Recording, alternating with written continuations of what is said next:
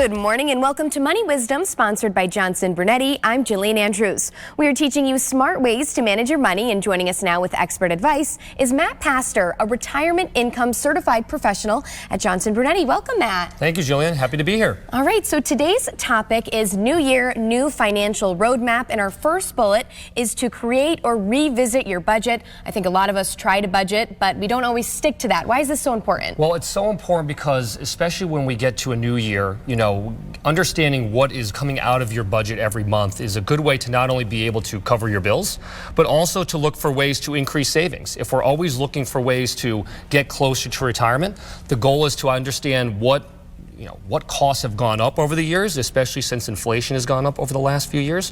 Also, things maybe have come off your budget. Maybe you've paid off a credit card bill or you've paid off a car loan.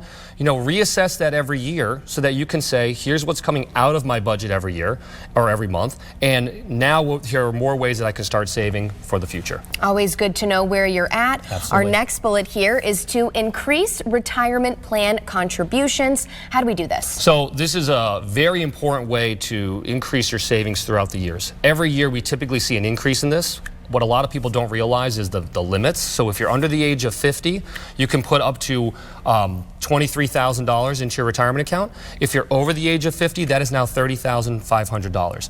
That is a significant amount of money. If you are able to do that, fantastic. For those that can't, what I encourage them to do is to increase their contributions by 1%. Let that sit for a few months, maybe 1 or 2 months, reassess. And if you feel that it hasn't changed your cost of living, you know what I'll ask them to do in 2 months?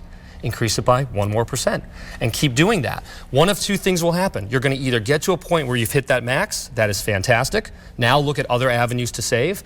If not, you wait for your next pay raise, your next promotion, or as I mentioned, maybe you've paid off a liability like a credit card or a car payment, and then continue to increase that until you get to that goal. Yeah, and doing it slowly, you're not then putting yourself out. Absolutely. Another thing to think about is come January, people should also set financial goals. Yes, so I talk to clients all the time about not only long-term goals, but also give yourself some short-term goals. Everybody wants to retire. I think that's everybody's probably biggest long-term goal. But when we start looking at short-term goals, things that you could accomplish throughout the year. Maybe there is a debt to pay off, like a credit card or a car payment. It can also be good things, saving for that big trip, or just building up an emergency fund in case something unexpected happens. If you start to set short-term goals along with those long-term goals, both of those will eventually lead you to a better path for financial success, but also getting those wins along the way help brighten the day. Absolutely. And our last bullet here is to reevaluate your plan during the year. Yeah, so a lot of people meet with their financial advisor once a year. I feel that a lot can happen in 12 months. So whether it's reevaluating your plan with your advisor, every 6 months, or every quarter just taking a look and see how things are progressing, that pays dividends long term, because you can see, hey, am I on pace? Am I ahead of the game? Am I behind?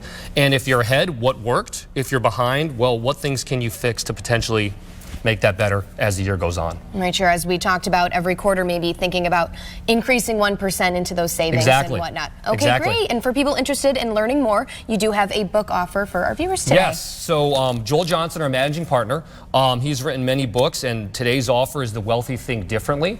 I like this book because it's more about the philosophy behind money and how people their attitude towards it. So it's a little bit different than what you typically read. It's something that I encourage everybody to go to the website and get that offer.